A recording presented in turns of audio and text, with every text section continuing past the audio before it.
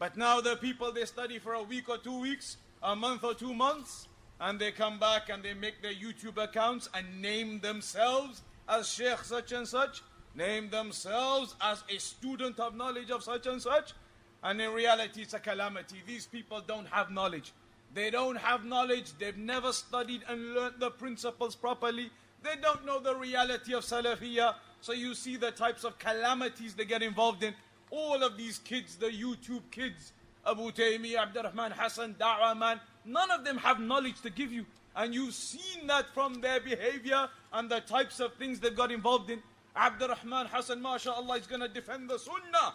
And he gets beaten up by some takfiris just a year or so ago. Then he wants to come back and redeem himself. He needs to bring himself back up now. So then now we'll debate a Sufi, an easy one. Debate a Sufi, get ourselves back onto the platform. I won that debate. Abu Taymiyyah, these kids, what do they know? Barely out of their teens, barely studied anything. Not a single one of these narrations applicable to them, because they love to be asked. YouTube channels answering the questions of the people. Who are they to answer? What have they studied? So be aware of this type of disease that goes around amongst the people. A person studies a year, 2 years, barely 3 years, 4 years. 3 years, 4 years is nothing. Years and years sitting with the scholars, you learn the principles, the usul, and become grounded. As for these people, they are playing with the religion. So warn the people, warn your friends and families from going to these players. All they are doing is playing around for their numbers and their ratings, and they do not have knowledge of the religion. Now, I doubt, I'll tell you honestly as a final point, when this issue occurred recently, and our brother Abu Ayyab, Hafidahullah, highlighted very clearly those issues in Aqidah of this so-called student of Abu Taymiyyah. I doubt that Abu Taymiyyah, when he replied, even understood that response properly. I doubt he even understands those issues of Aqidah properly. Personally, I doubt it. Because they have not studied. When have they studied? And they make lists of these books that I have taught, and I'm teaching this one, I'm teaching that one, and the reality is they know nothing. So be warned from this type of arrogance these new people have, coming along having studied nothing, promoting themselves as mashayikh. Be warned from that and go to the firmly grounded scholars and their students that are known. Jazakallah khair. There's a nice quote here from Ibn al-Qayyim rahimahullah from Al-Fawaid, which is relevant to what our brothers have mentioned. Ibn al-Qayyim rahimahullah, he said, من علامات السعادة والفلاح أن العبد كلما زيد في علمه زيد في تواضعه ورحمته. That from the signs of happiness and success of a worship of Allah, of a slave of Allah, is that every time he increases in knowledge, he increases in humility and mercy. So it shouldn't be the other way around. The more knowledge you get, the more arrogant you get. That is a sign when knowledge is not beneficial, where the person is arrogant, easily setting up YouTube videos, ask the Sheikh, fatwa, Mr. Fatwa, or Mr. So-and-so who's given fatwa. وَكُلَّمَا زِيدَ فِي عَمَلِهِ زِيدَ فِي خَوْفِهِ وَحَذَرِهِ. And every time, Ibn al-Qayyim rahimahullah said, the person increases in action, then that should only bring about more fear of Allah subhanahu wa ta'ala and more cautiousness in falling into that which Allah is not pleased with or is displeased with. وَكُلَّمَا زِيدَ فِي عُمُرِهِ نَقَصَ فِي حِرْصِهِ. And every time he gets older or as the years go by, then that will only make him less concerned with this life, less seeking this dunya. وَكُلَّمَا زِيدَ فِي مَالِهِ كُلَّمَا زِيدَ فِي مَالِهِ زِيدَ فِي سَخَائِهِ وَبَدَرِهِ. And every time the person increases in his wealth, then the sign of happiness and the sign of salvation and success for that individual is that he increases in giving it to others, those who are in need. وكلما زيد في قدره وجاهه زيد في قربه من الناس وقضاء حواجئهم. And every time the person increases in having more ability and status, then he should increase, and that is a sign, he should increase in helping the people. وتواضع لهم, and also having humility towards them and in aiding them. That's in al-fawaid. And Abu Darda radiyallahu anhu, he said, علامة الجهل ثلاثة. The signs of ignorance is three. The signs of ignorance is three. Number one is al-ujub, being amazed with oneself. Being amazed with oneself, over praising yourself and thinking you have it.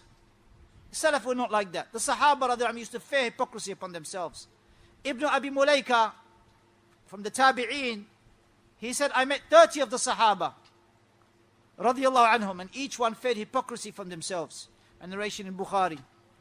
They fed nifaq for themselves. They didn't have ujub. And Shaykh Muhammad bin Hadi, he mentioned that this is a sign for deviation. That the person, instead of referring back to Ahl al-Ilm, they start opening the doors to innovation by relying upon themselves. And isn't this what these youths have done? Debating with Ahl al-Bid'ah, and then quoting from Ibn Abd al-Barr, from Tamheed of Ibn Abd al-Barr, or from his other works about debating and why are you mixing Ramadan with Sha'ban? Why are you mixing Ramadan with Sha'ban? When Sha'ban comes, do you fast like you fast an obligatory fast like Ramadan? When Sha'ban comes, do you go and look for Laylat al-Qadr? Why are you mixing Ramadan with Sha'ban? Enjoining good and forbidding the evil, and inviting others to the deen. And idfa' billati ahsan, wajadilhum billati ya ahsan. In these matters, this is nothing to do with you opening the floor for Ahl al-Bid'ah to spread their bid'ah, and you trying to defend it, and in many cases not able to. And then that bid'ah still remains for the people to listen to. Name me one of the Sahaba radiallahu anhum, or the Tabi'een, or the Tabi'een, where they allowed debate in this particular manner, where they gather the awam, they gather the masses, and they say to them, come. As Shaykh Rabi Hafidullah explained, when we mentioned to him what these individuals are doing, he refuted what they are doing. And he said, Shaykh Rabi Hafidullah said, Ibn Abbas radiallahu anhuma did not call the general masses to listen, did not say from his city, from his town.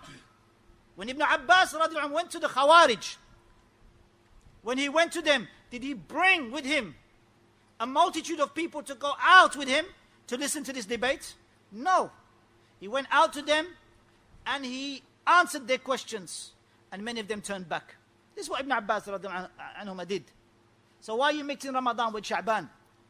And what you have done, as Shaykh Abdul Rahman Muhyiddin has mentioned, you have allowed bid'ah to be opened and to be spread. Because now people are going to listen. They may listen to you and just look at your eloquence and how you speak, rather than the issues at hand. It may even be above their level. People may even live halfway through the debate, and they have only listened to the mubtadi'. And at your expense is their misguidance. And whoever misguides others, he will have the sin of all those that follow them upon their misguidance. من دل الناس على الشر كان له من الإثم من تبعه لا ينقص من آثامهم شيئا. You have called the people to that. Open the door for deviation. Ahl Sunnah don't do that. We don't have time to debate. Either you get up or I get up, the Salaf used to say. When they would say to the Salaf, As-Salih, some of them, when they said to them, I'll just read to you a verse, they would reply, not even half a verse. Because I don't want to be twisted in your understanding. The Salaf never were like that. So al-ujub, these individuals have ujub, and it's apparent from their actions. And it's apparent from their opening the doors to bid'ah, by having platforms of debates, opening the doors to takfir and its doubts, and then praising them on stage. Praising them on stage. Oh, I can learn from you. And this is my pen ready to write a fawaid. Fawaid from who? From a takfiri. Fawaid from who? The one who calls for the destruction of Mecca, or the destruction of Muslims, and calls the Muslim rulers, all of them kuffar, without establishing the hujjah upon them. Fawaid from who, ya rajul? عرف نفسك. Know yourself. And know your level. The ulama, don't open this door. Do you see Sheikh Salih Fawzan do that? Did you see Sheikh Rabi' Hafidhullah do that? Did you see Sheikh Al-Haydan do that? No, you didn't. So establish the haqq by following the methodology of the Salaf. And don't be amazed with yourself. Number one is al-ujub. Number two, kathrat al-nutq fima la ya'nih. Speaking much about that which doesn't concern you. Entering the affairs. Entering the arena, you're not even ready for it. Who gave you that platform? Who gave you that allowance to do that? From Ahl al-Ilm. And even if anyone was mistaken in saying that, then we don't follow them in that mistake. This is not from the deen. Opening the doors to listen to shirk and bid'ah being spread, doubts. A'udhu billah. And thirdly, أن ينهى عن شيئا ويأتيه. Sign of ignorance, that you forbid something and you yourself do it yourself. نسأل الله السلامة. نسأل الله السلامة. نسأل الله السلامة.